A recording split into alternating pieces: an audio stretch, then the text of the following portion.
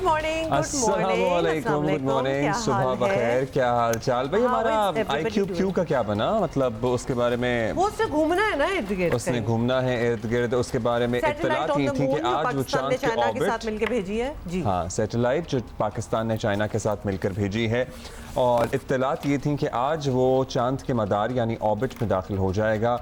उसकी जैसे ही कोई अपडेट आएगी, we will keep you posted.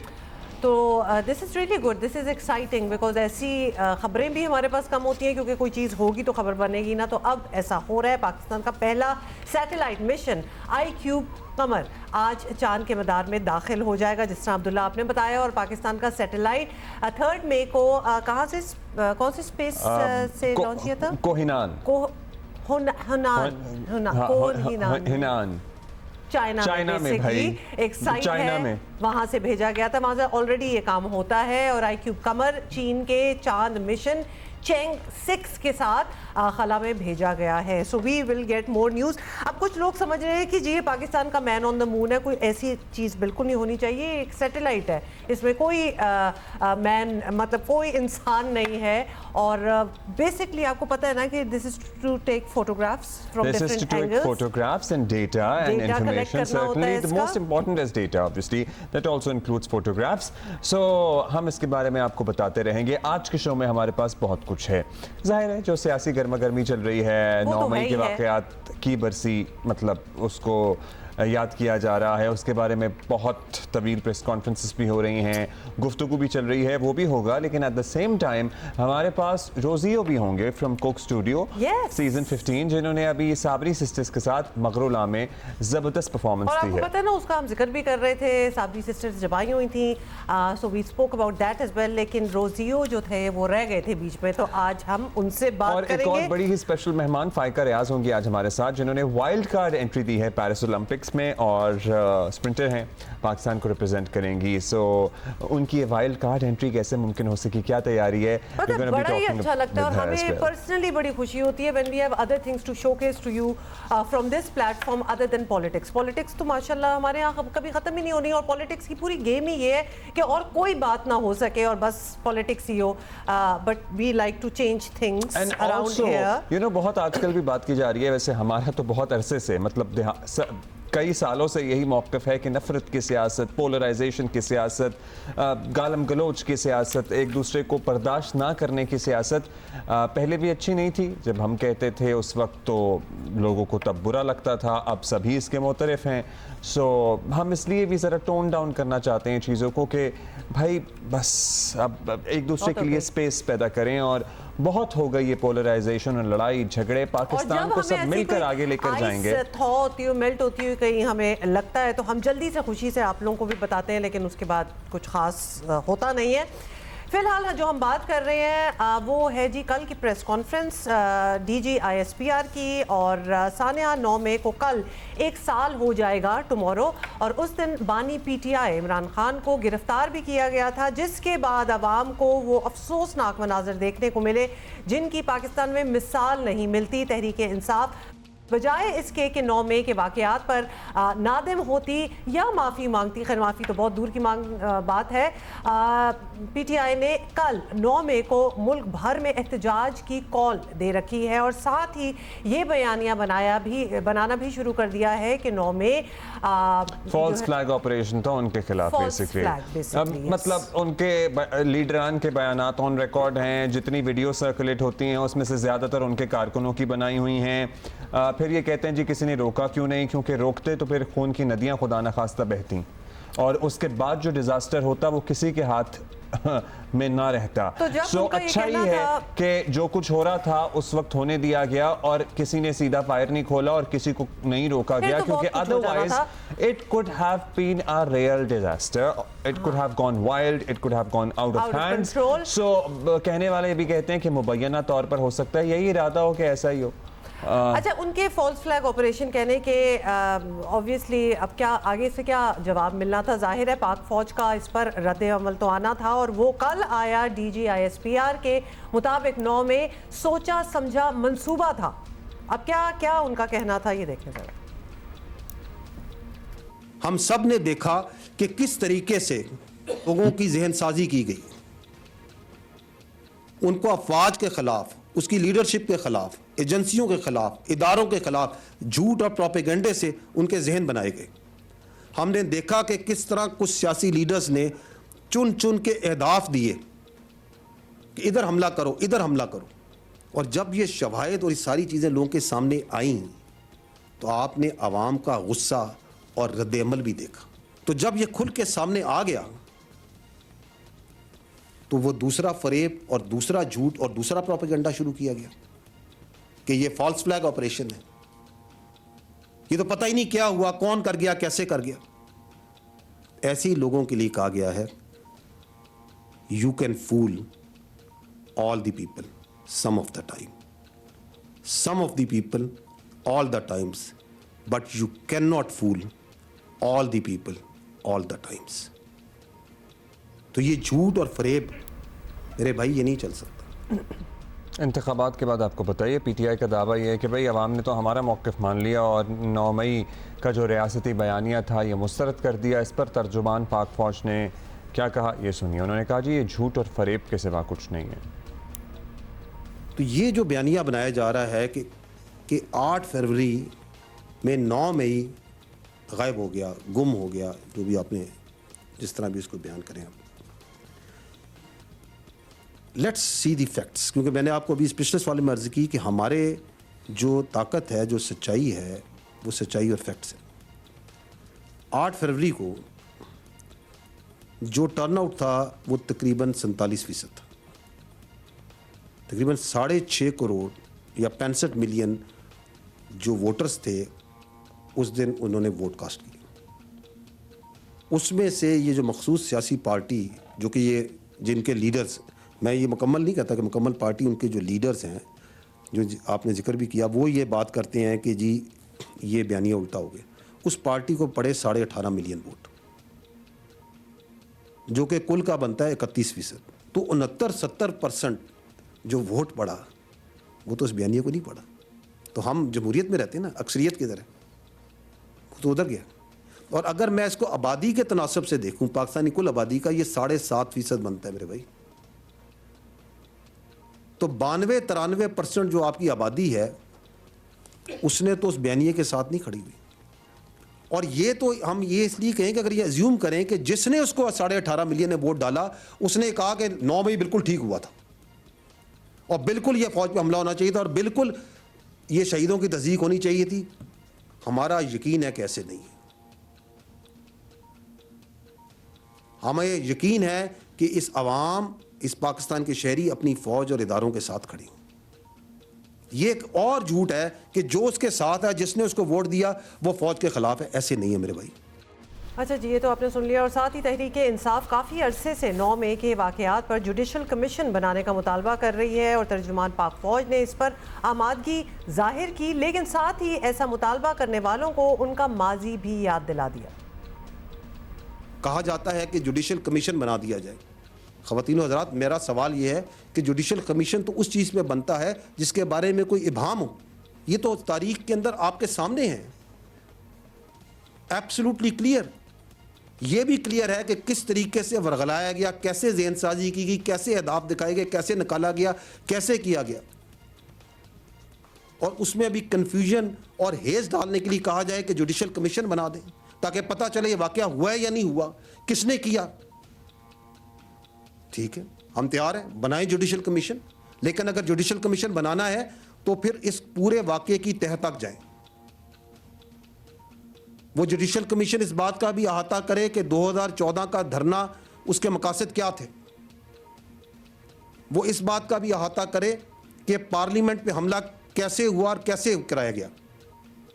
वो पीटीवी पर हमले का भी अहाता करे, किस तरह लोगों को ये हिम्मत दी गई, किस तरह लोगों में ये अंसर डाला गया कि आप रियासत के खिलाफ खड़े हों, पासपोर्ट जलाएं, सिविल डिसोबीडियंस करें, बिजली के बिल जलाएं। किस तरह 2016 में केपीके के रिसोर्स से सरकारी वसाइल के साथ दारुल खिलाफा पे धावा बोला गया। 2022 में दोबारा इस्लामाबाद पे धावा बोला गया। वो जुडिशल कमीशन इस बात का भी अहाता करे, वो ये भी देखे कि कैसे IMF को खतूत लिखे गए, बाहर लॉबिंग की गई फर्मों के ज़रिए कि पाकिस्तान को दिवालिया होने दिया जाए, इसको कर्जा ना दिया जाए, इस बात का भी अहाता करें। कहां से फंडिंग आ रही थी, कहां फंडिंग जा रही थी, वो इस बात का भी अहाता करें कि कौन लोग हैं और वो कौन से लोग थे जो सोशल मीडिया पे इदारों के खिलाफ नफरत फैला रहे थे। क्योंकि अगर हमने इन चीज़ों का अहाता नहीं किया, और चूंकि हमने नहीं किया, तो फिर 9 मई तो होना था।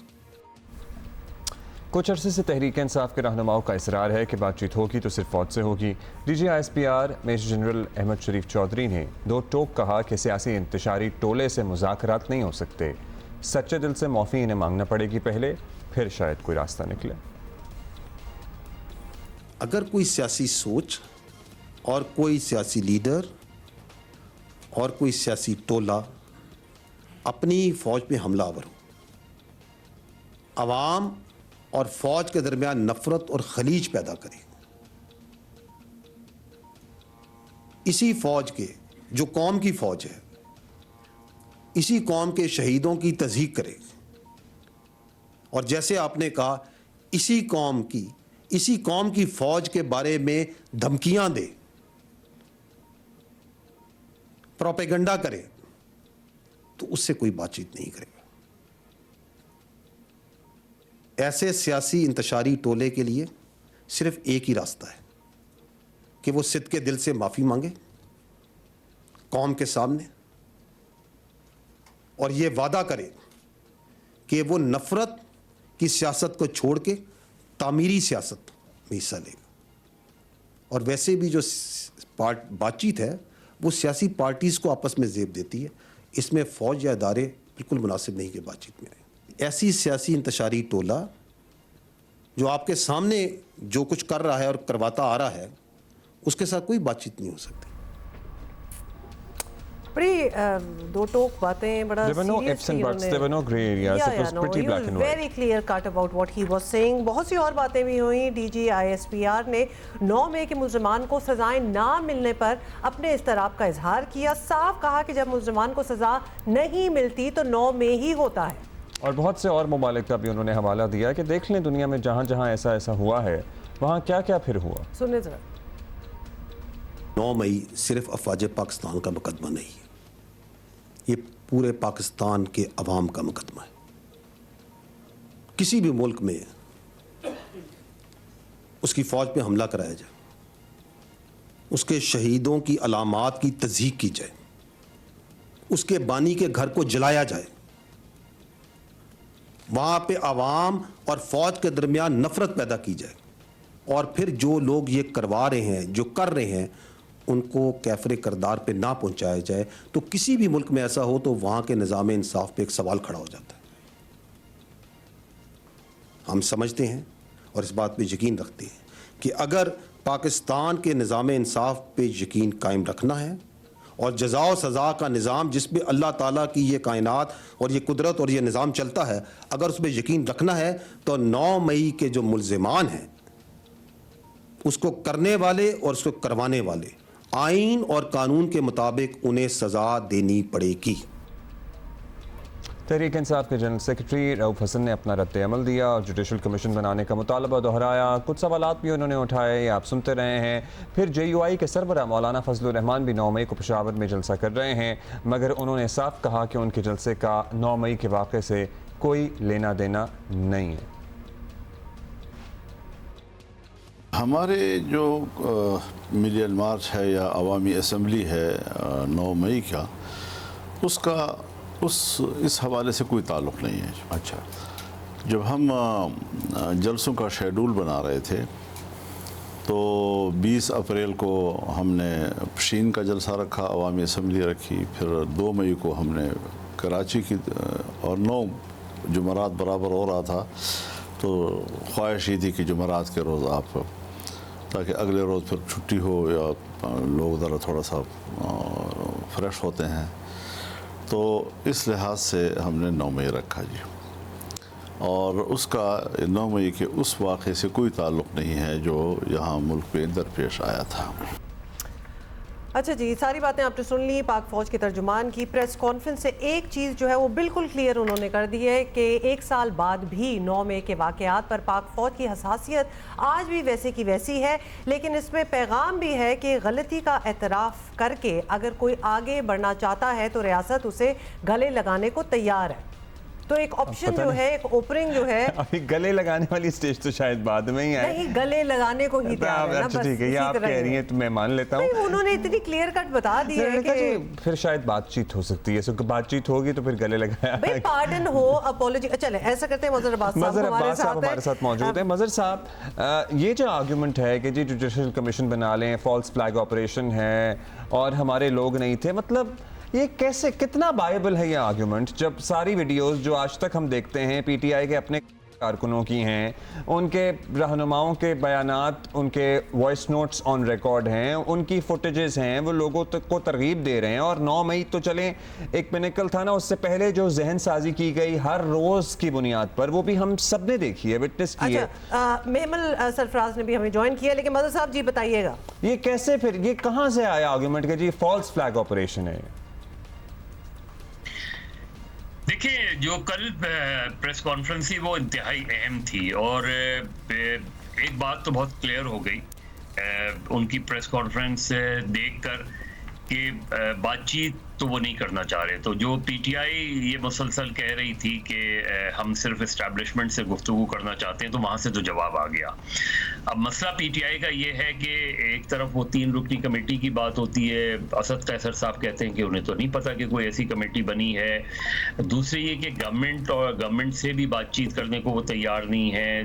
तो अब पीटीआई एक ऐसे दौराए पे आ गई है कि जहाँ अभी तक खुद ऑपोजिशन का जो अलायंस है वो भी वसी नहीं हो सका है। यानी अभी मौलाना फजल रहमान क्लियर नहीं है पीटीआई के हवाले से, जमात इस्लामी क्लियर नहीं है, तो पीटीआई एक बहुत डिफिकल्ट पोजीशन में आकर खड़ी हो गई है। मगर कल जो DGISPR ने प्रेस कॉन्फ्रेंस की, ज़्यादा बेहतर होता कि वो सिर्फ 9 मई तक कन्फाइन करते।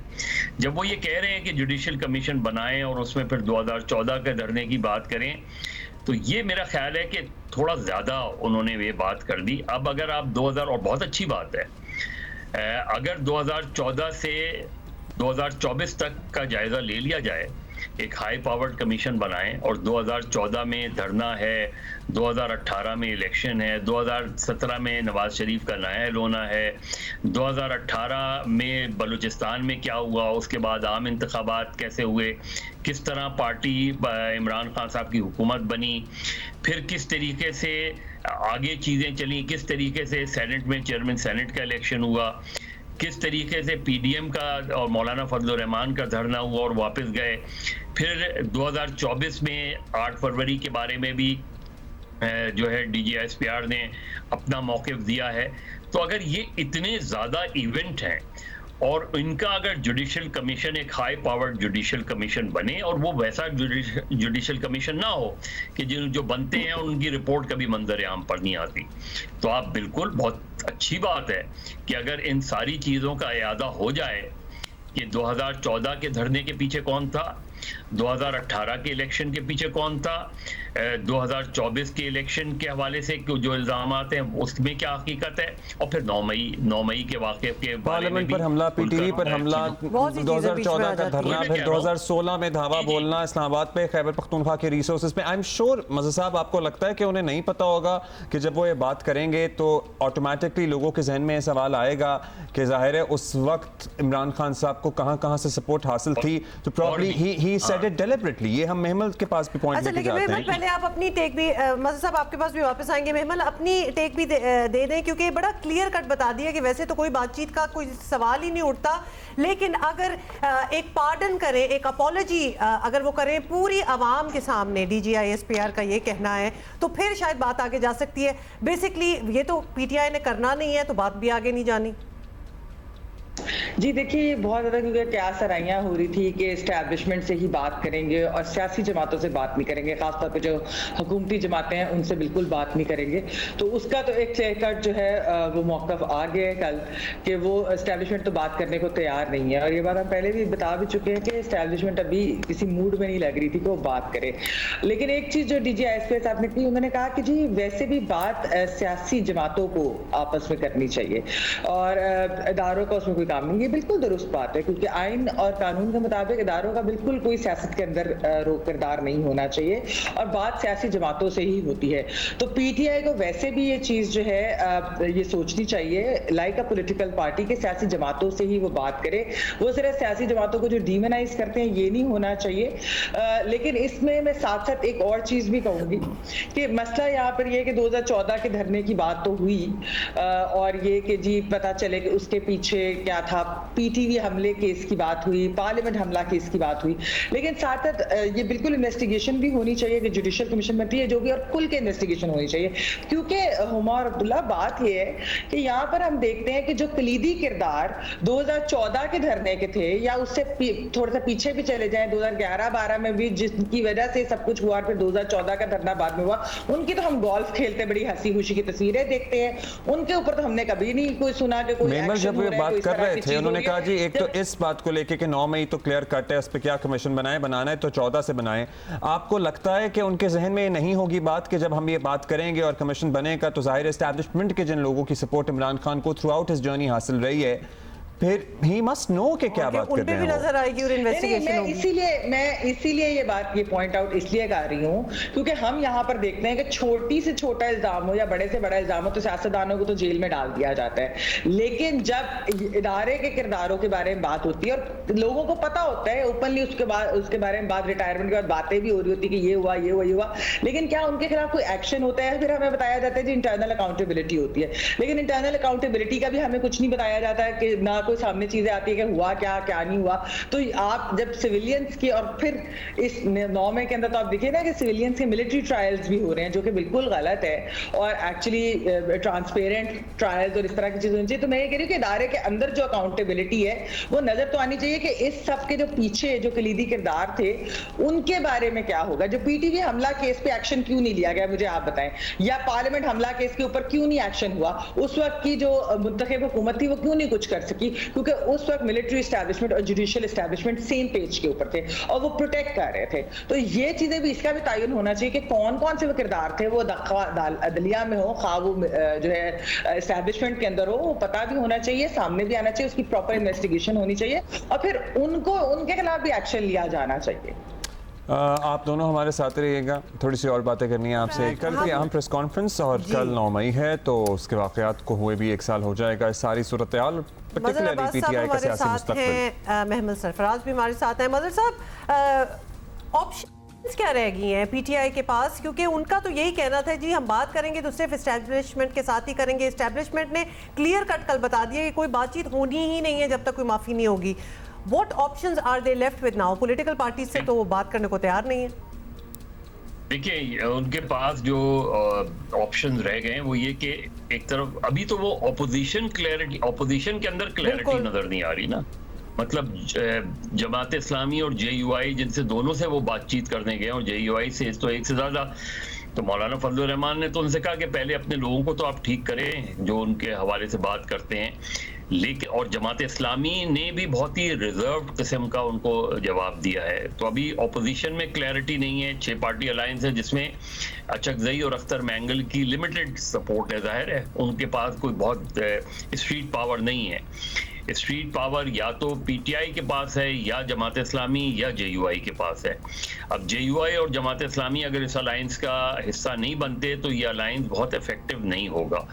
दूसरा PTI के पास ऑप्शन है कि पार्लियामेंट को प्रॉपरली यूज करें। PTI के अपने अंदर अभी तक ये क्लैरिटी नहीं आ रही कि पब्लिक अकाउंट्स कमेटी का चेयरमैन कौन होगा, कौन एक बात करता है दूसरा उससे बिल्कुल मुतज़ाद गुफ्तगू करता है। तो PTI के अपने अंदर के हमने और जब पार्लियामेंट में आप जाते हैं तो पार्लियामेंट में जाहिर एक रूलिंग पार्टी होती है, एक ऑपोजिशन होती है। Ruling party is the government. तो आप जब पार्लियामेंट्री कमेटीज में गुफ्तगू करते हैं, बैठ सकते हैं, तो फिर गवर्नमेंट से इस मसले पर चले जुडिशियल कमीशन, अब एस्टैब्लिशमेंट ने भी कह दिया है कि आप बनाएं जुडिशियल कमीशन। अब मेरा तो कंसर्न ये कि एक साल हो गया है, एक साल में 9 मई के केसेस की प्रोग्रेस क्या है, मुझे तो नहीं पता उसकी, सिवाय इसके कि उन 20 अफराद को एक साल की सजा हुई थी और वो भी 10 महीने में छूट गए थे। अभी तक क्या हम सब वैसे ही स्पेकुलेट करते हैं ना, लेकिन क्या स्पेसिफिक कोई चार्जशीट है कि हु वाज द मास्टरमाइंड, कहाँ कॉन्स्पिरेसी हुई और किस तरीके से वो कॉन्स्पिरेसी कैरिड आउट हुई? ये चार्जशीट का हिस्सा होना चाहिए ना, ये चालान का हिस्सा होना चाहिए। तो एक साल का एक ऐसा केस जिसके बारे में DGISPR भी ये कह रहे हैं, जो गवर्नमेंट पार्टीज है वो भी कहती हैं कि ओपन एंड शट केस। अगर ये ओपन एंड शट केस है तो फिर एक साल के अंदर इस केस की प्रोग्रेस क्या है? उस पे तो वो खुद भी इस तरह का इजहार कर रहे हैं कि अब तक तो किसी भी तहजीब याफ्ता मुल्क में सजाएं हो चुकी होती हैं और केसेस पेंडिंग ना होते, लेकिन हमारे यहाँ ऐसा नहीं है। मेमल, अब ये बता दीजिएगा कि एक तो वही सवाल कि what do you think PTI would do? माफ़ी तो मांगेंगे नहीं, बातचीत सियासी जमातों से करेंगे नहीं, इस्टेब्लिशमेंट बात करने के लिए तैयार नहीं है, तो क्या ऑप्शंस रह गई हैं? और क्या कहीं ये इंप्रेशन भी आता है कि उनके अपने मामलात देख के, मतलब हर कोई नई बोली बोल रहा होता है, हर कोई अपनी कहानी सुना रहा होता है कि जब तक इन्हें कोई चलाने वाला था तब तक तो ये चल रहे थे, अब इनको कोई चलाने वाला नहीं है, मीनिंग एस्टैब्लिशमेंट, तब मतलब कहाँ हैं, क्या कर रहे हैं, किसी को कुछ समझ नहीं आ रही। देखिए अब्दुल्ला, उनके पास PTI के पास वैसे भी जो ऑप्शंस थे वो दो थे। एक था सियासी और जमहूरी तरीका, यानी कि वो सियासी जमातों के साथ बात करें। हुकूमत ने भी उनको इस चीज़ की दावत दी। आपको पता है कि जब इलेक्शंस के बाद पीपल्स पार्टी ने उनको हुकूमत साजी के लिए भी दावत दी थी, लेकिन उन्होंने इनकार कर दिया था। तो और ये जो एक चीज़ है ये वो नहीं करते, तो उनको लगता है कि जी हम अगर अपने सियासी अपोनेंट यानी नून लीग या पीपल्स पार्टी के साथ बात करेंगे तो शायद हमारे बयानिए को कोई वो नुकसान पहुंचेगा। लेकिन मसला सारा क्या है कि वैसे वो कहते हैं हम इनके साथ इसलिए बात नहीं करेंगे क्योंकि इन्होंने हमारा मैंडेट, चोरीशुदा मैंडेट के ऊपर जो है ये हुकूमत बनाकर बैठे। लेकिन वो जो इल्जाम लगाते हैं मैंडेट चोरी का, वो किसके ऊपर है? उनसे तो आप बात करना चाहते हैं आप, यानी कि दूसरा जो ऑप्शन जो वो चाहते हैं, जो कि वैसे तो वो कल पता चल गया कि नहीं हो रही कोई बातचीत और अभी तक फिलहाल तो कोई इस तरह के साइन नहीं है, तो उसके अंदर जो वो उस ऑप्शन को लेना चाह रहे हैं जो कि एक्चुअली गैर जमहूरी भी है और गैर आईनी भी है, कि आप उनसे एस्टैब्लिशमेंट से बात करना चाहते हैं, ना कि सियासी जमातों से। इसमें बहुत बड़ा मसला जो है अब्दुल्ला वो ये है कि इससे होगा ये कि जो एक हम तो इस पर बहुत पहले भी बात कर चुके हैं कि जो हाइब्रिड निजाम है वो मजीद पुख्ता होता जाएगा, मजीद परमानेंट होता जाएगा। तो PTI क्या यही चाहती है कि कोई सियासी हल या इस तरह की चीजें ना निकले, या और सिर्फ यानी कि फौज का जो किरदार है सियासत के अंदर और ये वो बढ़ता जाए, या फिर वो चाहती है कि सियासी जमातें अपने लिए कोई स्पेस निकालें? अगर तो वो पहला ऑप्शन एक्सरसाइज कर ले और सियासी जमातों से बात करें, तो उसमें सियासी जमातें जब अपने लिए कोई स्पेस निकालती हैं, अपनी जो किसी हद तक PPP और BMLN ने निकाली थी आफ्टर चार्टर ऑफ डेमोक्रेसी और जाहिर है, लेकिन उसके बाद 2011 एंड देन ऑनवर्ड्स फिर किस तरह से वो स्पेस सियासी जमातों की स्पेस एस्टैब्लिशमेंट के पास जाती चली गई, वो भी ऑन रिकॉर्ड है। जी मज़हर साहब, आप कुछ कहना चाह रहे हैं? मैं ये कह रहा था कि देखिए जो आइडियली तो इस पूरा इशू जो है, जो उन्होंने इंडिकेट भी किया है कि जी चलें जुडिशियल कमीशन बना लें और जुडिशियल कमीशन 2014 ऑनवर्ड्स कर ले। हमारे यहाँ बहुत अरसे से political parties, charter of democracy में भी ये बात हुई कि ट्रूथ एंड रिकंसिलिएशन कमीशन आप बना लें। एक ट्रूथ एंड पार्लियामेंट भी मौजूद है, सारी जमातें भी मौजूद हैं। एक ऐसा ट्रूथ एंड रिकंसिलिएशन कमीशन बना लें कि जिसमें लोग जाएं, एतराफ़ करें और उसके बाद मामला ख़त्म हो जाए। मसला ये कि यहाँ सच कौन बोलेगा, कौन जाएगा और ये एतराफ़ करेगा कि हाँ मुझसे गलती हुई थी? कौन है जो ये इतराफ़ करेगा कि हाँ ये जो इल्ज़ामात लगे हैं उसमें हकीकत है? देखिए कोई आसान चीज़ नहीं है। जब हम 2014 का अहाता करते हैं तो 2014 भी बहुत अलार्मिंग थी कि उस वक्त 126 दिन का धरना हुआ।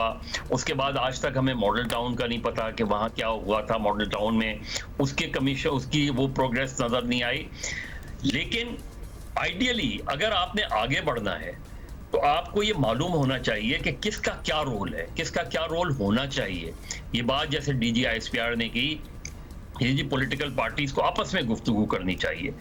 तो ये बात भी अपनी जगह अहम है कि बिल्कुल ये बात ठीक है, जैसे मैमल भी कह रही थी, यही आइडियल डेमोक्रेसी में होता है कि पॉलिटिकल पार्टीज गुफ्तगू करती हैं, Right. आप इंस्टीट्यूशंस नहीं करते। लेकिन क्या पॉलिटिकल पार्टीज की ये ग्रीवेंसेस गलत है कि आप ही हमें तोड़ते हैं, आप ही हमें बनाते हैं, आप ही गवर्नमेंट बनाते हैं, गवर्नमेंट तोड़ते हैं? और ये किसी एक पॉलिटिकल पार्टी का नहीं है। आप पीपल्स पार्टी उठा लें, पूछ लें उनसे, आप पीएमएलएन उठा लें, आप एमक्यूएम उठा लें, आप पीटीआई उठा लें। तो पॉलिटिकल इन सब पार्टीज को की फिर आपस में बिल्कुल बैठ एक के जैसी वंस एंड फॉर ऑल तय करना है ना कि अब हम खुद ही फैसले करेंगे अपने जो भी और करेंगे। किसी और की इंटरफेरेंस नहीं चलिए होनी ये चाहिए। तो बहुत ही मदर साहब, thank you for being with us. महमल, बहुत शुक्रिया। ये ट्रूथ एंड रिलेशन की जब भी बात होती है ना किसी भी टॉपिक में, तो हंसी सी आ जाती है कि कैन यू इवन इमेजिन हमारा जो पॉलिटिकल सेटअप है, लैंडस्केप है, उसमें कोई एतराफ़ करे अपनी गलती की और उसके बाद माफ़ी मांगे और फिर आगे बढ़ने की कोशिश हो। आई एम सॉरी, इस सेटअप में मुझे नजर नहीं आता। दूसरी भी चीज़ है जो मतलब हम में से सियासतदानों को तो छोड़ दें, हमारे कौन इर्द करता गिर्द दीगर मामलात में कहाँ लोग अपनी गलती का एतराफ़ करते हैं और उसके बाद ऑनेस्टी हमारी है ना, बेसिकली ऑनेस्टी मतलब का हमने फुकदान है। दुनिया में देखा है ना कि कोई इदारा हो, कोई भी इदारा हो, कोई कंपनी हो, कुछ भी हो, कहीं किसी से गलती हुई, किसी टॉप मैनेजमेंट में से खुद ही एतराफ़ करके वहाँ से रिजाइन कर देते हैं, उतर जाते हैं। ये हमने बहुत देखा है इन द वेस्ट एटलीस्ट। हमारे यहाँ कभी आप सोच सकते हैं कि कोई एतराफ़ भी करे और उसके बाद कुर्सी छोड़े? Not happening at all. तो वो अच्छा जी, वाला अभी तो पंजाब option में गंदम निकाल ही वाले दें। मामले की बात करेंगे। खरीदारी का मसला अभी तक हल नहीं हुआ था कि नान भाई भी मैदान में कूद पड़े हैं। नान भाई एसोसिएशन ने पंजाब में तंदूर बंद रखने की धमकी दी तो सूबाई हुकूमत हरकत में आई। नान भाइयों का मुतालबा था कि 16 रुपये रोटी बेचनी है तो आटा भी सस्ता दिया जाए। वैसे आटा तो सस्ता हुआ है। कल नान भाई एसोसिएशन लाहौर और ज़िला इंतजामिया के दरमियान मुज़ाकरात हुए जो कामयाब रहे। तय पाया कि नान भाइयों को 20 किलो आटे का थैला 1700 रुपये में दिया जाएगा और वो 16 रुपये में रोटी और 20 रुपये में नान बेचने के पाबंद होंगे। इसी सारे मामले पर बात करेंगे। जवाद मलिक हमारे साथ हैं। जवाद अब हमारे साथी हैं। जवाद, लाहौर से आप हमें ज्वाइन कर रहे हैं। अब मतलब हड़ताल, तंदूर बंद, वो सारा मामला ख़त्म हो गया, हल हो गया, यही समझें? जी बिल्कुल अब्दुल्ला, जो नान भाई एसोसिएशन थी उन्होंने चंद रोज़ पहले ये ऐलान किया था कि हमारे साथ ज़्यादती हो रही है। ख़ास तौर पर रोटी की जो कीमत सस्ती की गई थी 16 रुपये 20 रुपये से कम करके, उस हवाले से उनका ये एक तहफ़्फ़ुज़ था, उनका जो शिकवा था कि रोटी की कीमत का जो आटा उन्हें सस्ता देना चाहिए, उस हवाले से नोटिफिकेशन जारी नहीं हुआ। तो आटा बाज़ार में उस वक्त मिल रहा था 2000 का, फिर वो 3-4-5 दिन में कम होता 1800 पे आ गया। कल जो आटे की 20 किलो थैले की कीमत थी वो 1800 रुपये थी। इसी बात पर उनका मुज़ाकरात थे कि हमारी जो रोटी है 16 रुपये वो आप 1700 रुपये करें। तो इस बात को कल मुज़ाकरात हुए, 2-3 दिन तक बातचीत चलती रही और बिलाखिर ज़िला इंतज़ामिया और उन नान भाई एसोसिएशन के दरमियान इस बात पर तय पा गया कि आने वाले जितने भी 1-2-3 महीने हैं जो आटा होगा वो 1700 रुपये पे नान भाई तंदूर वालों को मिलेगा और इसमें अगर 100-200 रुपये का फ़र्क हुआ तो वो पंजाब गवर्नमेंट उसका बोझ बर्दाश्त करेगी। तो एक इशू तो ये था और दूसरा इशू जो है अभी बस बदस्तूर कायम है, उस पर इन्होंने ज़िला इंतज़ामिया ने उनसे टाइम मांगा है और वो है नान की कीमत का। नान की कीमत जो मुकर्रर की गई थी कम करके वो 25 रुपये से 20 रुपये लाई गई है। इस वक्त नान जो है बाज़ार में 20 रुपये का मिल रहा है, रोटी 100 रुपये की है। तो इस हवाले से नान भाई एसोसिएशन का कहना था कि जो मैदा और फाइन है वो बाज़ार में सस्ता नहीं हुआ, उसकी कीमत कम नहीं हुई। जो बिजली के रेट्स हैं, गैस की कीमत है, लेबर है, तो ये डालकर हमें 25 से 30 रुपये में नान पड़ता है। तो इस पर हमारे तहफ़्फ़ुज़ात अभी भी बरकरार हैं। मेरी रात आफ्ताब गिल इनके सदर हैं जो नान भाई के, उनसे बात हुई, उन्होंने कहा कि हमने आवाम की सहूलियत और कुछ जो बात है दबाव भी था उन पर, दबाव खासा ज़्यादा था, वो हड़ताल पर नहीं जा सकते थे। जी, अभी जो 16 रुपए से ज़्यादा महंगी रोटी कोई बेच रहा है तो उन पे क्या एक्शन भी हो रहा है? कुछ ऐसा भी सुनने में आया? जो है बिल्कुल इस वक्त जो अदालत सामने आए हैं, पंजाब में तकरीबन 50% तंदूर जो कीमत है तौर पे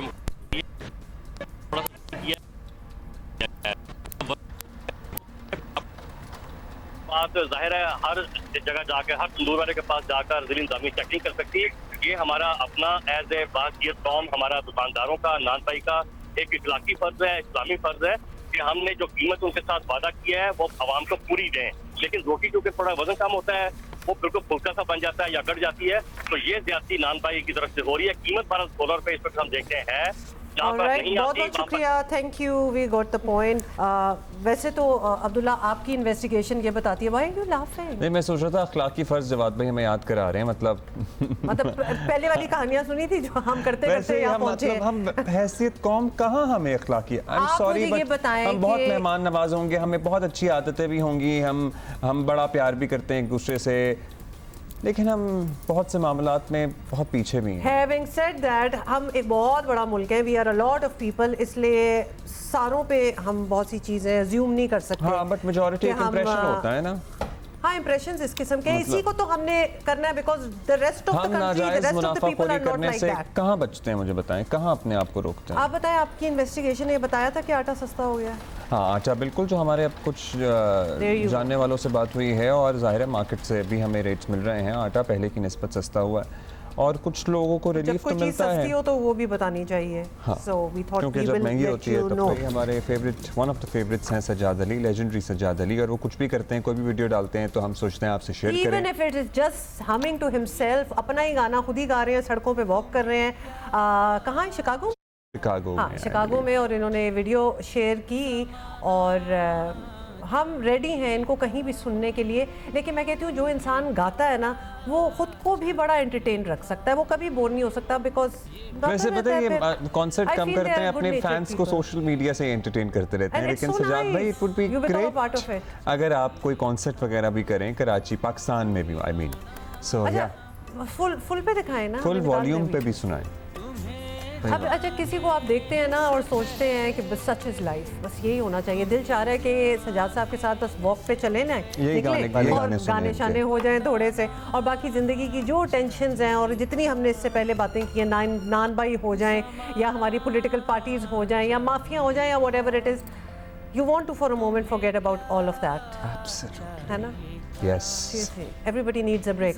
दोबारा सुने मैं ब्रेक गाना। के बाद मिलते हैं जी। और कल की यहाँ प्रेस कॉन्फ्रेंस, कल 9 मई है। इस सारी सूरत हाल में पाकिस्तान तहरीक इंसाफ का मुस्तकबिल क्या होगा, आगे मामला हम किस बहुत तरफ से- जाएंगे, और भी इसके अलावा भी बहुत से सवाल लेकिन हैं। हम बड़ा पर्सपेक्टिव ले रहे हैं बहुत से लोगों का। पिछले घंटे में महमद सरफराज, मजहर अब्बास साहब हमारे साथ थे, अभी हमें अभी ज्वाइन उमर किया चीमा है। साहब ने हमें ज्वाइन किया, सीनियर सहाफ़ी हैं, जी। हमारे दोस्त हैं, बहुत शुक्रिया चीमा साहब। चीमा साहब, DG-ISPR की न्यूज़ कॉन्फ्रेंस के बाद एक तासुर तो ये लिया जा रहा है कि तहरीक इंसाफ के साथ चलने के आगे दरवाजे अभी फ़िलहाल तो बंद हैं, बंद ही लग रहे हैं। और दूसरा अगर मुस्बत लेना चाहें तासुर तो ये कि माफ़ी मांगे तो बात आगे बढ़ सकती है। आपको क्या तासुर मिला? आपका इंटरेस्टिंग होता है एनालिसिस। ये बात बिल्कुल दुरुस्त है, मुझे भी यही तासुर मिला है कि जो DG-ISPR की प्रेस कॉन्फ्रेंस है वो इस बात का इयादा है कि मुझसे पहले सी मोहब्बत मेरे महबूब न मांग, कि अगर इमरान खान को, जो कि एक साबिक महबूब हैं एस्टेब्लिशमेंट के, तो उनके लिए अब दरवाजे बंद कर दिए गए हैं, और 9 मई जो है वो एक रेड लाइन है और वो होनी भी चाहिए। 9 मई को जो हुआ है, हमारे बहुत सारे लोग उसकी एक सिग्निफिकेंस को नहीं समझते, उसकी ग्रेविटी को नहीं समझते कि ये कितना एक संगीन वाक़या था जो 9 मई को हुआ है। अब और उस पर लोगों का ट्रायल भी होना चाहिए। ये बात फॉल्स फ्लैग ऑपरेशन का जिस तरह उन्होंने जिक्र किया, ये सारी बातें लोगों को कंफ्यूज करने के लिए, उस पर लोगों के खिलाफ केसेस चलने चाहिए। और दूसरा ये है कि अगर कोई उसमें एमनेस्टी की सूरत हो सकती है, माफ़ी की सूरत हो सकती है, तो उसमें पहले इनको इकरार करना पड़ेगा कि हाँ हमसे गलती हुई। क्या इमरान खान या उनकी पार्टी इकरार करेंगे? वो तो ख़त्म हो जाएगी पार्टी ऐसी जो इकरार करेगी, और या ये है कि उनके पास जब कोई ऑप्शन और बाकी ना रहा तो तब जाकर इनकार करेंगे। अभी तो वो एक अपनी जो उनका ये ख्याल है कि offence is the best defence, ये उनकी पुरानी स्ट्रेटजी है जो कि वक्त के साथ साथ वो अभी तक बदलने को तैयार नहीं है। और वो जो प्रेस कॉन्फ्रेंस को भी बज़ाहिर इसी तरह से ले रहे होते हैं कि जैसे एक मामूल की कार्रवाई है। इसमें एक चीज़ जो और एक काबिल ज़िक्र है, वो जो उन्होंने अल्फाज इस्तेमाल की ना, शरपसंद ग्रो, शरपसंद ग्रो, और शरपसंदों के जो उनकी क़यादत फ्राहम करने वाले लोग हैं, इससे भी अंदाज़ा होता है कि वो उनकी नज़र में अब PTI वाले अल्फाज के इंतखाब से भी ओवरऑल जो तर्जुमान की जो ज़ुबान है उससे भी अंदाज़ा होता है कि जो PTI के बारे में उनकी राय है कि ये शरपसंद लोग हैं, और जब तक वो अपना तरीक़ाकार या अपनी सियासत नहीं बदलेंगे तो इनके लिए कोई गुंजाइश अभी वापसी की बात हो ही नहीं सकती, मुज़ाकरात हो ही नहीं सकते। ये पीटीआई की तरफ से मुतालबे आ रहे होते हैं, लेकिन बज़ाहिर ऐसा होता नज़र नहीं आ रहा। जी, और वो वाली इंतशार फैलाने वाला अच्छा, टोला और नफरत, सियासी नफरतें बहुत सी खत्म चीज़ें करने की भी बातें अच्छा, की। इसी न्यूज़ कॉन्फ्रेंस में वो बात डीजी आईएसपीआर जो कॉन्फ्रेंस कर रहे थे 2014 के धरनों तक भी बात ले गए। तो वो धरना उससे पहले और बाद के मामलात में तो बराह रास्त इस्टेब्लिशमेंट के किरदार बल्कि ओनरशिप तक की बात हुई थी। तो क्या ये मुमकिन होगा कि फ़ौज अपने किरदार पर, अपनी इन्वॉल्वमेंट पर तफ्तीश के लिए दस्तयाब होने के लिए तैयार है अब? ये बात बहुत अहम है कि जो उन्होंने बात की, जो उन्होंने जिक्र किया कि अगर कमीशन बनना है तो फिर कमीशन उधर से बने कि जिधर से ये एक मुजस्समा तैयार हुआ इमरान खान का। और डेफिनेटली और लोगों का यही ख्याल है कि ये इस्टेब्लिशमेंट ने किया था। जब वो कह रहे हैं कि धरनों का स्पॉन्सरशिप कौन फ्राहम कर रहा था, तो मुझे नहीं लगता कि आईएसपीआर के डीजी को इस बारे में अभाम है कि ये उंगलियां इन्हीं की तरफ उठ रही हैं। और जब मैं इन्हीं की बात कर रहा हूँ, बेसिकली इस्टेब्लिशमेंट की जो उस टाइम की क़यादत है उस पर उठ रही हैं। बहुत सारे लोग आज भी ये बात करते हुए नज़र आते हैं जी कि यही तो लेकर आए थे, यही तो लेकर आए थे। तो इस बारे में उनका जिक्र करना इस चीज़ की अलामत है कि उन्होंने जो पुरानी इस्टेब्लिशमेंट के तजर्बात हैं उनसे ऐलान ला ताल्लुकी किया है। उन्होंने कहा कि वो जो करके गए हैं वो उनकी जिम्मेदारी है, और अगर कोई एहतसाब करना चाहता है, कोई कमीशन बनाना चाहता है, तो हमें इसमें कोई प्रॉब्लम नहीं है। और मेरा ख्याल है कि अब गवर्नमेंट को भी आगे बढ़ना चाहिए। ये आज तक सियासी बयान तो देते आए हैं जी कि वही जो इनको लेकर आए थे वही इनको कंट्रोल करें। अब जो लेकर आए थे वो तो अब चले गए, वो रिटायर हो गए, तो अभी उनके खिलाफ कोई मुहासबा कर लें, अभी देख लें, अभी पता चल जाता है। तो ये एक बड़ी एक अहम बयान है, ये इससे पहले कभी नहीं आया। और जो सियासी जमातें हैं उनको इसका नोटिस लेना चाहिए। और वो लोग, वही नून लीग जो कि एक टाइम मजलूमियत का रोना रोती थी जी कि हमारे लोगों ने उस टाइम जिक्र किया था कि किन्होंने धरना स्पॉन्सर किया तो हम पर इतना प्रेशर आया कि हमें बंदे फारिग करने पड़े। तो मेरा ख्याल है कि आप तो उनको बताना चाहिए कि किन्होंने वो फरागत किन के सबब हुई, दबाव किधर से आया था, और इस पर कमीशन बनाएं और उन्हीं लोगों को बुलाएं और उनसे तहकीकात का। बड़ी बात थी ये। दे आर ओपन टू, अब इस सूरत हाल में ये बताइएगा चीमा साहब के इस्टेब्लिशमेंट और तहरीक इंसाफ एक तरह से आमने सामने ही हैं, और वफाकी हुकूमत में जो जमातें हैं वो एक तरफ हैं। पख्तूनख्वा हुकूमत का मुस्तकबिल आप क्या देख रहे हैं? क्योंकि वो भी आए रोज़ वफाक के ऊपर दोबारा से चढ़ाई करने की बातें करते रहते हैं, और जो उनका अंदाज़ है वो तो किसी से ढका छुपा है नहीं। और खैबर पख्तूनख्वा का मुस्तकबिल वही जो पहले था। 10 साल उन्होंने हुकूमत की है, कारकर्दगी से ज़्यादा उन्होंने जो नारे हैं या नफ़रत की सियासत है उस पर उन्होंने काफ़ी वोट बैंक बनाया है। जो कम हो रहा था वो 1 साल की निगरान हुकूमत ने दोबारा से अपनी नालायकी की वजह से जो पीटीआई की गोद में दोबारा वो डाल दिया। तो उधर भी यही है कि बस मौला जट स्टाइल गवर्नमेंट चल रही है। जिस तरीके से जो गंडापुर हैं वो गंडासा उठाए हुए फिर रहे होते हैं, कभी वो आने वाले गवर्नर के साथ लड़ रहे हैं, कभी किसी और के साथ। तो यही उनकी सियासत है कि बस दूसरों पर इल्ज़ाम तराशी करें, अपनी परफॉर्मेंस पर ना किसी की तवज्जो जाने दें और ना कुछ काम करने की ज़रूरत है। बाकी जो दीगर जमातें हैं, जो पीडीएम की गवर्नमेंट है या पीपल्स पार्टी या नून लीग वाले हैं, ये भी इसी तरह से ये इसी चीज़ के बेनिफिशरी हैं कि नून लीग पीटीआई जो है वो किस जगह पर हमाकत करती है तो उसका बेनिफिट उठाते हैं। अदरवाइज़ तो इनकी भी कोई परफॉर्मेंस कोई इतनी काबिल सताइश नहीं है कि इन्होंने कुछ चीज़ें कंट्रोल की हों या एक आम आदमी को मैसेज जाए कि एक बड़ी स्टेबिलिटी आ गई है और मुल्क में एक आर्डर इस्टेब्लिश हो गया। ऐसी बात तो इनके पार्ट पर भी नहीं है। आपका चीमा साहब, ऐसे मैं कहता हूँ गंडापुर साहब की भी ज़बरदस्त ज़िंदगी चल रही है।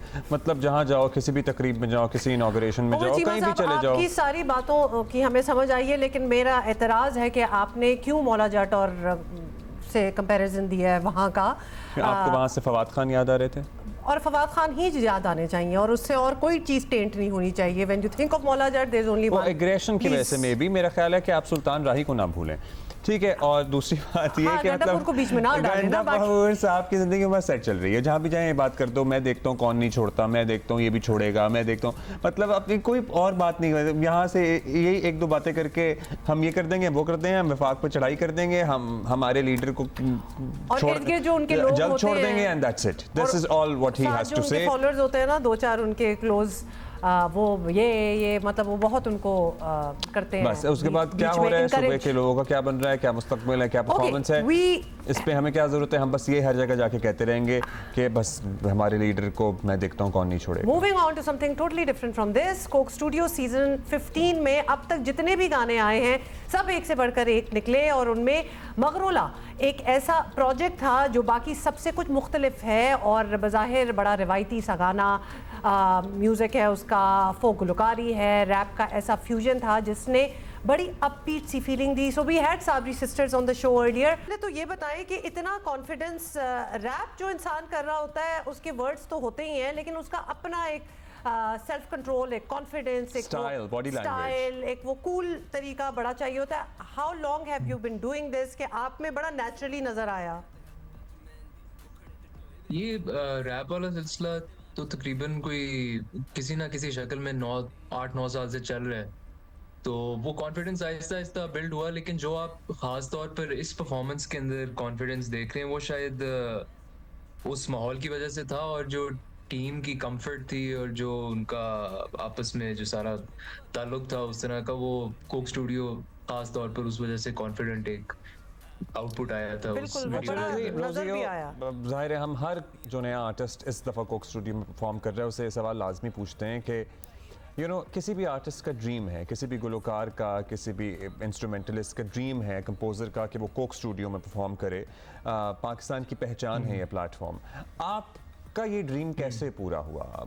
Who got in touch with you? आपने कहा कि आप 7-8 साल से काम कर रहे हैं, लेकिन जाहिर है बहुत सारे लोग हम समेत आपके काम से, आपसे वाकिफ नहीं थे। सो हाउ डिड दिस हैपन?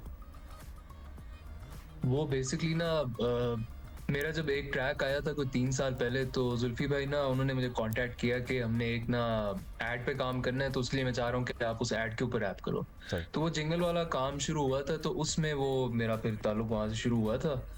और जब फिर टाइम आया था सीजन 15 का कोक स्टूडियो का, तो फिर बस उन्होंने बस कॉल की थी कि आज मेरे दिमाग में एक आइडिया है, उस पर काम करते हैं। तो मुझे वहाँ से आइडिया हो गया था कि कोक स्टूडियो की कोई बात है तो मैं कर लेते हैं। तो क्या फीलिंग थी आपकी? इतने ही कैजुअल थे कि हाँ कर लेते हैं, या फिर मतलब कोई जंप अप मारी थी और दोस्तों को बताया था और अम्मी को जाके कहा था कि भाई अब तो कोक स्टूडियो होने अब तो लगा हो है? गया। नहीं, वो बिल्कुल शुरू में एक जब प्रोस्पेक्ट आपके सामने आते कि ये चीज पॉसिबल है, उस वक्त भी कंफर्म नहीं था, लेकिन पॉसिबिलिटी थी। तो मैंने अपनी फैमिली को थोड़ा सा बताया, मैंने कहा शायद ये हो सकता है। लेकिन मैं पर्सनली मैं उसको बहुत इजी स्टेप बाय स्टेप लेके चला था। मैं तो बस एंजॉय कर रहा था कि गाना किस तरह बन रहा है, किस तरह का बन रहा है। तो वो एक्साइटमेंट जो है ना, वो रिलीज डे तक थोड़ी थोड़ी करके ना बढ़ती ही गई है। खैर अब तो बिल्कुल ही एक डिफरेंट अरीना में आपने कदम रख दिया है, बिकॉज इसकी पॉपुलैरिटी कोक स्टूडियो में जब आप आ जाएं तो that's another level all together. एक तो आपकी बातों से ये पता चला, और जितने भी हमने आर्टिस्ट से बात की है अब तक, कि जुल्फी भाई का डेटाबेस जो है ना वो बड़ा ही वसी है और उन्होंने कभी भी किसी के साथ काम किया और कोई भी स्पार्क, कोई टैलेंट जब उनको नजर आता है तो वो उसको बांध लेते हैं, याद रखते हैं जब भी जरूरत हो। अच्छा, अब ये बताएं कि आपका कंट्रीब्यूशन इज टुवर्ड्स रैपिंग या यू इवन रोट इट, मतलब हाउ डज दैट वर्क? और वो फिर वो जेलन किस तरह हुआ साबरी सिस्टर्स के साथ? Usually rappers are the lyricists Of course, themselves as well, लेकिन यहाँ तो एक चीज बनाई जा रही थी और आर्टिस्ट भी थे। How did that come about? तो गाने का जो शुरू से एंड तक प्रोसेस है ना, उसका मैं एक ब्रीफ सा समरी दे देता हूँ, उससे आपको समझ आ जाएगी। इस पे जब जुल्फी भाई ने और अदनान धूल ने शुरू में म्यूजिक के ऊपर कोरस लिखा, और उसके बाद सिर्फ मुझे मतलब जुल्फी भाई ना रेफरेंस में खुद गा के सुनाते थे कि मैं सोच रहा हूँ कि ये इस तरह होगा, इस पार्ट पे आपका रैप पार्ट आएगा, तो वो आपने लिखना है। तो वो जब मैंने लिखा तो उसके ऊपर मैंने और जुल्फी भाई ने कम से कम कोई लिखी हुई चीज़ के ऊपर कोई तकरीबन 5-6-7 सेशंस किए, जिसमें हम बस कुछ वर्ड्स को इधर उधर कर रहे थे, लाइंस चेंज कर रहे थे कि हम बेहतर मतलब किस तरह कर सकते हैं रैप को। और फिर जो एंड पे सिंगिंग पार्ट है उसको भी फिर हमने देखा। तो ये मतलब एक कोलैबोरेटिव एफर्ट थी, लेकिन मेनली इसमें जुल्फी भाई और अदनान धूल जो है उन्होंने बाकी मेजॉरिटी ऑफ द सॉन्ग लिखा था, मैंने अपना पार्ट जो है उस पर फोकस किया था ज़्यादा। आपने अपना पार्ट फोकस किया। आपका साबरी सिस्टर्स के साथ आपको बता दिया था कि आपने इनके साथ परफॉर्म करना है, were you aware of their work? Because उनकी आवाज़ें मतलब यहाँ पे हमारे साथ स्टूडियो में थी, पूरा स्टूडियो उनकी आवाज़ से भर गया था, मतलब they are outstanding. So how did that collab go about? कैसा रहा उनके साथ काम करने का तजर्बा? आप जो बात कर रहे हैं ना कि उनकी आवाज़ भर गई थी स्टूडियो में, उनकी एक तो वोकल थ्रो दोनों की बहुत बहुत अच्छी है, और उनकी जो टोनैलिटी है, मुझे तो जब जुल्फी भाई ने सुनाया था, मुझे उससे पहले नहीं पता था कि साबरी सिस्टर्स कौन है। जब उन्होंने सुनाया था तो मैं भी उसी तरह, मेरा भी ये रिएक्शन था कि यार I can't wait to meet these people first of all. और फिर उसके बाद जब वो आए और फिर वो पूरा एक जर्नी देखे, सिर्फ ऑडियो की बात नहीं है, फिर बाद में वीडियो वाला एक्सपीरियंस भी आया था। उन दोनों एक्सपीरियंसेस के अंदर जितना भी टाइम उनके साथ गुजरे, वो ऐसे लग रहा है जैसे मेरे अपने पुराने दोस्त हैं, बहुत ही कंफर्टेबल और बहुत ही मतलब फोकस्ड, और गाने की तरफ अपना 100% कंट्रीब्यूट करना, तो लवली एक्सपीरियंस था। वैसे actually it shows on our TV screens as well, क्योंकि जब भी कोक स्टूडियो रिलीज होता है, चलें इसी की बात कर लेते हैं, तो वो जो ईज, वो कंफर्ट, वो सब कुछ नज़र आ रहा होता है इन द सॉन्ग। वो आपको पता चल जाता है कि बैकग्राउंड में भी, इन द मेकिंग भी क्या हुआ होगा। अच्छा, अब आप हमारे साथ हैं और जिन्होंने आपको नहीं सुना वो आपको सुनना चाहेंगे, तो इस वक्त आप हमें क्या सुना रहे हैं? अपना कोई रैप यही सुना दें। मैं इसी का जो है वो सेकंड पार्ट जो आता है वो लोग बड़ा पसंद करते हैं, तो वो मैं थोड़ा सा सुना देता हूँ। जबरदस्त। नजर तेरी सजा दूं, जलवों पे तेरे मैं लुटाऊं, कसम तेरी फिदा हूं, ये महफिल तेरे नाम, तू बोले तेरे लिए सब को नचा दूं। ए बुला के सब नखरे जान दे, जिथे ले चले रात जो मगर ऑन ला। Very nice. मेरी बात सुने, आप तो लैंग्वेजेस में ऐसे ट्रांजिशन कर रहे हैं, मतलब अंग्रेजी और उर्दू और पंजाबी। आप शुरू से पंजाबी रैप करते हैं या उर्दू रैपर हैं आप? दोनों नहीं, मैं शुरू से जब मैंने स्टार्ट किया था, और उस वक्त मेरा इरादा इतना पक्का था कि मैं आपको बता नहीं सकता कि मैंने सिर्फ इंग्लिश में करना है पूरी जिंदगी। अच्छा, फिर क्या तो हुआ? आहिस्ता आहिस्ता उसके बाद उर्दू और पंजाब, पहले थोड़ा थोड़ा उर्दू इंजेक्ट होता रहा उसमें, कोई एक आधा वर्ड कहीं पे यूज कर लिया। उसमें कई इन्फ्लुएंसेस थे, मेरे अपने जो इर्द गिर्द के दोस्त म्यूजिशियंस थे, फिर मेरी फैमिली जो है वो थोड़ा सजेस्ट करती थी कि आप थोड़ा ये भी ट्राई करो। तो उर्दू आया पहले, फिर पंजाबी आई, और फिर उर्दू और पंजाबी वाले सफ़र को लगभग कोई 2-2.5 साल मेरे ख्याल हो गए हैं, या एट मैक्स 3 साल हुए होंगे।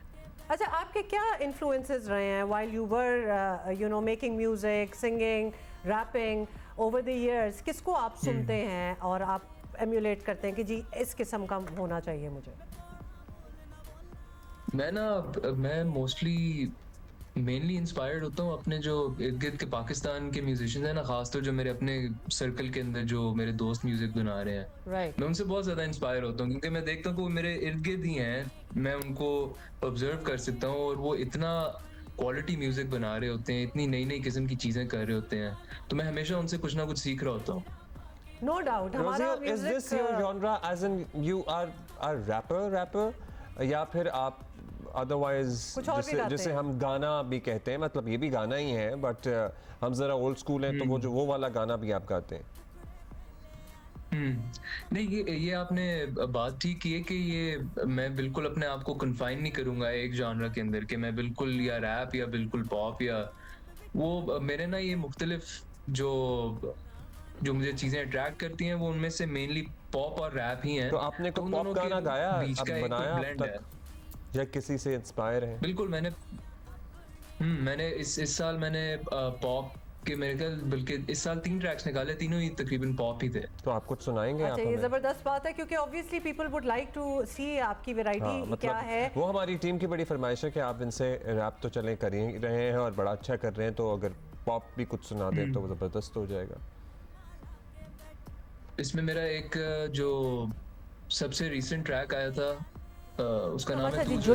जुलाई दिस ईयर, यानी 1-2-3 महीनों में दुनिया में खेलों का सबसे बड़ा मेला यानी ओलंपिक्स वो होने वाला है, और इस बार कहाँ हो रहा है, जल्दी से बताएं। पेरिस चलते हैं। इसे सारों को जाना चाहिए, मतलब पेरिस भी पहुंच जाए, ओलंपिक्स भी हो रहा है, क्या ही माहौल होगा।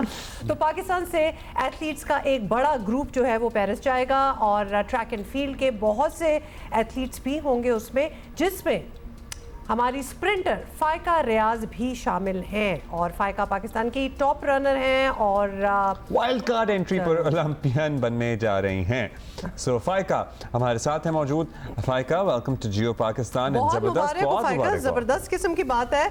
हम तो सिर्फ पेरिस जाने में खुश हैं, आप तो माशाल्लाह वहाँ परफॉर्म भी कर रही होंगी। वाइल्ड कार्ड एंट्री क्या है, थोड़ा सा एक्सप्लेन कर दें और किस तरह कैसे होती है? हाँ, आपको किस तरह ही मिली? अस्सलाम वालेकुम, मेरा नाम फ़ाइका रियाज़ है। मैं पाकिस्तान की इंटरनेशनल एथलीट हूँ और वाइल्ड कार्ड एंट्री का मतलब यही है कि अगर किसी कंट्री से कोई एथलीट नहीं क्वालिफाई करता तो उसकी तरफ से एक वाइल्ड कार्ड एंट्री ओलंपिक्स वाले खुद मतलब स्पॉन्सर करते हैं। हर कंट्री से कोई ना कोई पार्टिसिपेंट ज़रूर पार्टिसिपेट करना चाहिए, इसलिए वो लोग वाइल्ड कार्ड एंट्री करते हैं। तो हमारी वुमेन में से किसी ने क्वालिफाई नहीं किया तो फिर मुझे वाइल्ड कार्ड एंट्री मिली, तो जिसकी वजह से मेरी नॉमिनेशन आ गई हमारी ओलंपिक्स। बेहतरीन स्प्रिंटर है इसीलिए बेशक ऐसा ही है। So, क्या है आपका record? What is the standard you know that we should have internationally कि हमारा कोई चांस बन सके, और अभी आपके क्या स्टैट्स हैं? मेरा हैंड वॉच टाइमिंग 11.70 बेस्ट है और मैं यही कोशिश करूँगी कि अच्छी ट्रेनिंग करूँ ताकि मैं आगे ओलंपिक्स में जाकर जो है अपना बेस्ट करूँ, इससे भी मतलब अच्छा टाइम करूँ और पाकिस्तान का रिकॉर्ड करूँ, मतलब वहाँ पे बीट करूँ बाकी प्लेयर्स को ताकि मैं अपना बेस्ट कर सकूँ। आपका आज़्म है और हमारी दुआएं हैं आपके साथ। बिल्कुल, हमारी दुआएं भी हैं, लेकिन उसके हवाले से कोई ज़बरदस्त किस्म की ट्रेनिंग भी होनी चाहिए, क्योंकि हमें पता है कि अब जुलाई इतनी दूर नहीं है और जितने एथलीट्स वहाँ दुनिया से पहुँच रहे होंगे वो जान मार रहे होंगे अभी से, ऑब्वियसली फॉर दैट मोमेंट, अब से बहुत पहले से भी। तो अपनी ट्रेनिंग के हवाले से बताएं, किस तरह तैयारी कर रही हैं आप? ट्रेनिंग तो अल्हम्दुलिल्लाह चल रही है। मेरे कोच साहिवाल के हैं, ठीक है, वो मेरे साथ अभी नहीं मौजूद, लेकिन वो आते रहते हैं मतलब ट्रेनिंग करवाने, लेकिन ट्रेनिंग मेरी चल रही है अल्हम्दुलिल्लाह। पाकिस्तान में फैसिलिटीज़ भी सारी मौजूद हैं, मतलब कि अच्छी ट्रेनिंग की जाए, बस कैंप की ज़रूरत है। वो इंशाल्लाह PSB ने कहा है कि वो कैंप इंशाल्लाह जल्दी लगा रहे हैं क्योंकि डे बहुत कम रह गए हैं, तो बस कैंप का वेट है, वरना अल्हम्दुलिल्लाह तैयारी अच्छी जा रही है। तैयारी होती है? हाँ, इन्वॉल्वमेंट क्या होती है ट्रेनिंग में, मतलब what is it that you do every day? एक रेजिमेंट अपना रोज का बता दें। रोज क्या भागती हैं या वर्जिश करती हैं या क्या करती हैं? हमारी वेट ट्रेनिंग भी होती है, एक्सप्लोसिव पावर भी होती है, स्पीड वर्क भी होता है ट्रैक इवेंट्स में, मतलब ये सारी चीज़ें इसमें मौजूद होती हैं। और ज़ाहिर तो है अगर दुनिया के स्टेज पे वेट कम्पीट करना है तो वो पूरी एक साइंस है, मतलब इट इज़ कंप्लीट साइंस। एक एक माइक्रो सेकंड की कैलकुलेशन होती है। आपको लगता है कि अब जाहिर है आपको एंट्री मिल रही है तो आप में भी इस प्लेटफॉर्म पे कोई रिक्वेस्ट करके कोई बेहतरीन ट्रेनर अपने लिए हासिल कर सकें इंटरनेशनली या पाकिस्तान में कोई और जिससे आप ट्रेनिंग लेना चाहती हो, सो दैट यू नो आपको फ़ायदा हो? मेरे कोच अल्हम्दुलिल्लाह बहुत अच्छे कोच हैं, मुझे उनकी ट्रेनिंग काफ़ी ज़्यादा सूट करी है, इसी वजह से मैं मतलब अभी ओलंपिक्स में बेशक जा रही हूँ लेकिन मैं ट्रेनिंग उन्हीं से लेना चाहूँगी। किसी किसी की ट्रेनिंग सूट कर जाती है किसी को, मेरे कोच की अल्हम्दुलिल्लाह ट्रेनिंग बहुत अच्छी है। तो आप ऑनलाइन आप फॉलो भी कर रही हैं बाकी स्प्रिंटर्स को, कोई दुनिया के जिनको आप लुकअप टू करती होती हैं हो कि जी I want to be like this person? पिछले ओलंपिक्स भी अगर आप देखें तो किसी को फॉलो कर रही हैं? मुझे शैली बहुत पसंद है। अच्छा, ओके। जमाइका की है शैली, और ठीक है, वो मुझे काफ़ी अच्छी लगती है, उसको मैं फॉलो करती हूँ। उनकी ट्रेनिंग क्या खाती पीती है, मतलब ये चीज़ें बड़ी मैटर करती हैं, तो सब कुछ आप देख रही हैं? एक्चुअली में वो लोग सब कुछ सोशल मीडिया पे डालते नहीं हैं, मतलब पर्सनली अगर हम उनसे कांटेक्ट भी करें तो मतलब उनसे कांटेक्ट नहीं हमारा हो सकेगा, लेकिन सब कुछ वो लोग सोशल मीडिया पे अपलोड नहीं करते हैं, तो कि हम जो कुछ देख सकते हैं ना सिर्फ वही, मतलब वो जो दिखाना चाह रहे हैं ना हम सिर्फ वही देख सकते हैं, लेकिन एटलीस्ट कोशिश तो कर सकते हैं। लेकिन जो पुराने विनर्स हैं, ओलंपिक विनर्स हैं, मे बी उनके बारे में बहुत सारी डॉक्यूमेंट्रीज हैं, उनकी साइंस है, यूट्यूब पे बहुत ज़्यादा मवाद अवेलेबल है। और जिस तरह आप कह रहे थे, और फाइका आप डेफिनेटली इस चीज़ को जानती होंगी कि इट्स नाउ अ साइंस, मतलब कि क्या आप खा रहे हैं, कितना आप भाग रहे हैं, किस मोमेंट पे आपने ज़्यादा तेज करना है, कहाँ हल्का करना है, सांस कहाँ लेना है, मतलब ये बहुत सी चीज़ें आई एम श्योर आपको तो बहुत बेहतर ही पता चल होगा। ये सब कुछ आप रेगुलर बेसिस पे करती हैं, और आप इस स्पोर्ट में आई क्या बचपन से थी या रीसेंट एंट्री है आपकी? मैं पहले हॉकी की प्लेयर थी, उसकी वजह से मतलब हॉकी के स्पोर्ट्स स्पेस पे मेरा एडमिशन हुआ था, जिसकी वजह से बाद में मैंने एथलेटिक्स में आ गई। तो उसके बाद प्रोफेशनली तौर पर मुझे एक गेम चूज़ करनी थी, तो फिर मैंने एथलेटिक्स को चूज़ किया और जो हॉकी इवेंट था वो मैंने फिर साइड कर दिया। अच्छा, तो यानी आप एक्सपोज्ड हैं to other sports as well. ज़बरदस्त। चलिए, गुड लक फाइका, ज़बरदस्त। आप अपनी पीस ट्रेनिंग कीजिएगा और will be rooting for you. जाहिर है एंट्री तो आपकी वाइल्ड कार्ड हो गई है, लेकिन हम चाहते हैं कि आप किसी बेहतर पोजीशन तक पहुंचे इंशाल्लाह। Thank you. बहुत शुक्रिया फाइका। रियाज इनका नाम है, ये पेरिस पहुंचेंगी। ये उमर शरीफ साहब का जोक था, मैं हॉकी का खिलाड़ी हूँ मेरी एक टांग में, ऐसा कुछ था ना? अभी अब वो था किसी मूवी का था या अच्छा, किस मूवी का याद आ रहा है। मगर था पता नहीं, जब भी कोई कहता है ना हॉकी खिलाड़ी जाए, लेकिन हमारी हॉकी टीम आपको पता है लेकिन मुझे माशाल्लाह फाइका से बात करके ये लगा है अब्दुल्ला कि ये एक्सीडेंटली एथलेटिक्स में आई हैं, क्योंकि ये कह रही है ना मैं हॉकी की प्लेयर थी और एडमिशंस वगैरह भी उसी बेसिस पे मिले थे। आई जस्ट वांट कि हमारा एक सिस्टम ऐसा बने कि हम बचपन से वो टैलेंट जो है वो बच्चे में स्पॉट करें और फिर उसको उस तरफ डालें, क्योंकि ये तो फिर वो पिक एंड चूज वाली बात होगी कि चलो ये नहीं है हो रहा तो ये कर लें। ये भी बुराई नहीं है इसमें, लेकिन एक विजन होना चाहिए डेफिनेटली। घर से भी कहाँ सपोर्ट मिलती है हमारी लड़कियों को इस तरह से स्पोर्ट्स वगैरह की, बहुत ज़्यादा। There is a lot of work to be done. घर से मिल जाए, फिर अल्लाह अल्लाह करके कोई बहुत ही कोई जान मार के कुछ जीत जाए, घर से सपोर्ट मिल जाए। हमारी फेडरेशंस का तो क्या हाल है? घर को तो भूल जाए, उसके बाद जब आ जाते हैं तो आगे फेडरेशन क्या कर रही होती है, तो उनको भी there is so much room for improvement here. आपको पता है कि दुनिया जो कि भरमार लाती है ओलंपिक के मेडल्स की, मतलब everything is so, it is all data, it is all based on data and science now, training श्रेनिंग, ये सारा कुछ अब साइंस और डेटा से अखज़ किया गया है। अब सारा कुछ साइंटिफिक हो चुका है, अब तो आर्टिफिशियल इंटेलिजेंस इन्वॉल्व हो चुकी है। मतलब दे आर स्पोर्ट्स डेंटिस्ट। आपको पता है कि किसी के दांतों की अलाइनमेंट क्या होगी, कि उसको एयर का प्रेशर कितना बढ़े, कि उसकी स्पीड पे क्या फर्क पड़े। This is not a joke, this is not a joke. यानी ये कंपटीशन पहले होता था ना, अब ये एक लेवल ऑफ कॉम्पिटिटिवनेस पे बात जा चुकी है। So best of luck to फाइका। रियाज, एफबीआर की जानिब से टैक्स ना देने वालों की मोबाइल सिम ब्लॉक करने का प्लान फेल होता नजर आ रहा है। पाकिस्तान टेलीकम्युनिकेशन अथॉरिटी और समेत टेलीकॉम जो कंपनियां हैं, इन्होंने इस फैसले को गैर मुनसिफाना, गैर माकूल, मज़े का खेस बेसिकली करार देते हुए कहा है कि हम तो ये नहीं कर सकते। उनका मौक़िफ़ है कि टैक्स चोरों के खिलाफ एफबीआर बराह रास्त कार्रवाई करे ना।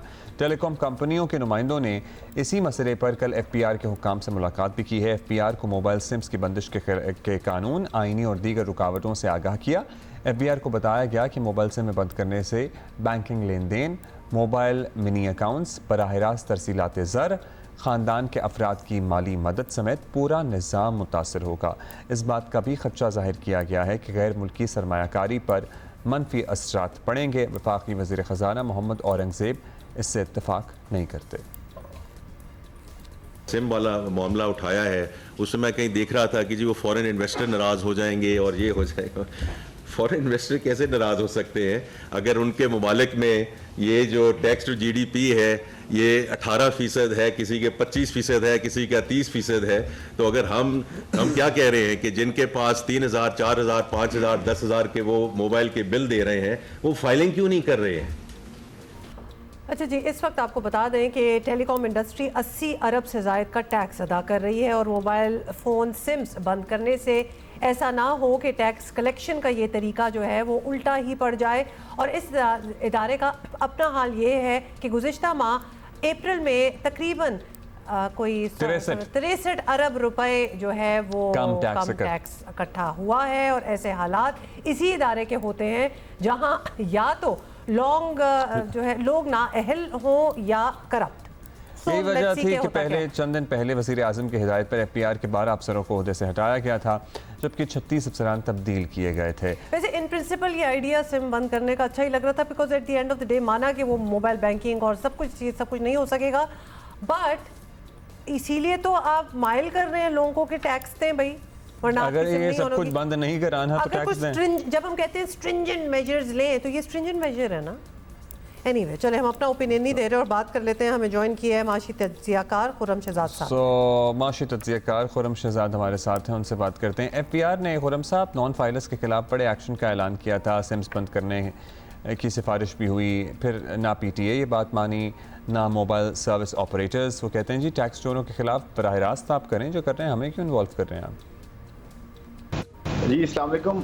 देखें ये कुछ कंट्रीज़ में ऐसा हुआ है कि कुछ फैसिलिटीज़ जो है वो नॉन टैक्स पेयर्स को या ये कल नॉन फाइलर्स को जो है वो रोकी जाती हैं। मिसाल के तौर पर चाइना में अगर आप देखें तो चाइना में आप ट्रैवल करते हैं, होटलिंग करते हैं, टूरिज़म करते हैं या फिर आप कोई बड़ी सर्विसेज लेते हैं तो उन सब में आपको जो है वो कहीं ना कहीं ये फेस करना पड़ता है कि अगर आप टैक्स नहीं देते तो आपके लिए वो फैसिलिटीज़ या तो अवेलेबल नहीं होती या फिर आपको जो है उस पर हैवी टैक्सेशन होती है या फिर उस पर कहीं ना कहीं आपको जो है वो मुश्किलात का सामना करना पड़ता है। क्रेडिट स्कोरिंग भी कहते हैं इसको कि जी आप कितना ज़्यादा जो है वो क्रेडिट स्कोरिंग एज सच तो एग्जैक्ट नाम इसका उस तरह से नहीं है, लेकिन स्कोरिंग से मुराद ये है कि आपकी क्रेडिबिलिटी उसी से बढ़ती है कि अगर आप जो है वो टैक्स पेयर हैं और कंट्रीब्यूट कर रहे हैं सोसाइटी में डेफिनेटली और फाइलर हैं और अपनी सारी ट्रांसपेरेंसी के साथ अपनी वेल्थ बताते हैं। तो देखें ये तो दुनिया में होता है, लेकिन यहाँ का मसला थोड़ा सा डिफरेंट इसलिए है कि अगर आप सिम्स बंद कर देंगे तो प्राइमरीली क्या होगा, लोगों के पास 5-5 6 सिम हैं और वन और द अदर वे आपको पता है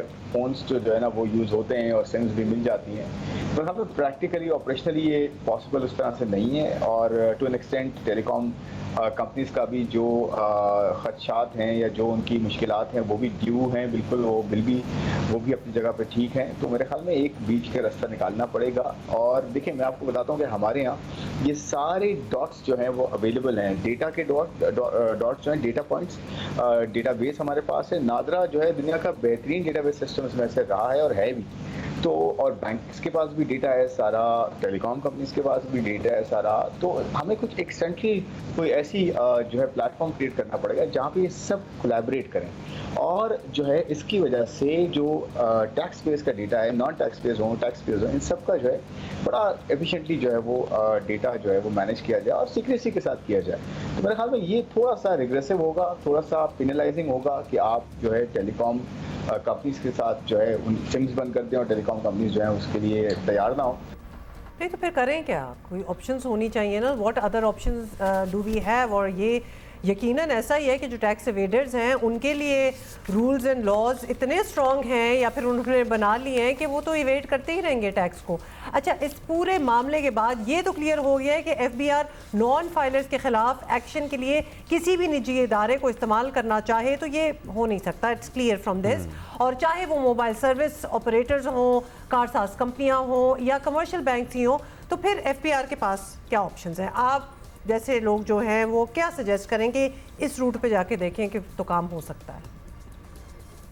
ये जो है ना ये लीगल इश्यूज भी इसमें आ सकते हैं, तो मेरे ख्याल में इसको ज़रा सा जो है कवर देना होगा लीगली भी। पार्लियामेंट के थ्रू भी शायद हो सकता है कुछ इस पर आपको करना पड़े, जिसके साथ जो है ये अलाउ किया जाए कि जी बैंक्स जो हैं वो डेटा क्या डेटा शेयर कर सकते हैं, क्या नहीं कर सकते, और टेलीकॉम सेक्टर जो है क्या डेटा शेयर कर सकता है, क्या नहीं कर सकता। ये इतना आसान नहीं होगा क्योंकि बैंकिंग सेक्टर के लिए या इतना नॉर्मल नहीं है कि वो अपनी जो डिपॉजिटर्स हैं उनका डेटा इतने ओपनली वो शेयर कर सकें। ये पिछले काफ़ी हमारे इंडिविजुअल्स भी आए एफबीआर में, उन्होंने भी कोशिश की, नहीं हो सकता। लेकिन इसको मिल के बैठ के करना ज़रूर होगा क्योंकि और कोई ऑप्शन नहीं है एफबीआर के पास। एफबीआर को अपना डेटाबेस एक लिमिटेड ही हो सकता है। मेरे ख्याल में ये कोलैबोरेशन अक्रॉस सपोर्ट होगी और ये कानूनी कवर इनको इसको मिलेगा, तब जाके बैंक्स, टेलीकॉम ये सारे शायद कर सकें। अब ख्याल में इसको बड़ा ग्रेजुअल होना पड़ेगा, ये एकदम से नहीं हो सकता, इसे सोच विचार के साथ करना पड़ेगा। लेकिन हो सकता है, पॉसिबल ज़रूर है और इवेंचुअली जो है वो टैक्स पेयर्स में इजाफा हो सकता है। और मेरे ख्याल में इंसेंटिवाइज करके, रिवॉर्ड दे के और टैक्स को कम करके टैक्स पेयर्स को लाया जा सकता है बनिस्बत इसकी कि हम पेनलाइज करने वाली अप्रोच, पेनिटिव अप्रोच रखें। मेरे ख्याल में उससे शायद इतना ज़्यादा फाका ना हो। कुछ सजेशंस आपने भी दी हैं, बहुत शुक्रिया खुर्रम शहजाद साहब। मेरा ख्याल है कि सबको इस पे बड़ा थॉरोली काम करने की ज़रूरत है। कोई हैज़र्ड 36,000 हम तरीके अपना चुके हैं टैक्स कलेक्ट करने के, फलाना वो फलाना वो बढ़ाना है और लोगों को और करना है माइल के आप टैक्स दें। अगर वो नहीं कर सकते तो उन लोगों के लिए तो इंसेंटिव रखें ना जो ऑलरेडी टैक्स दे रहे हैं।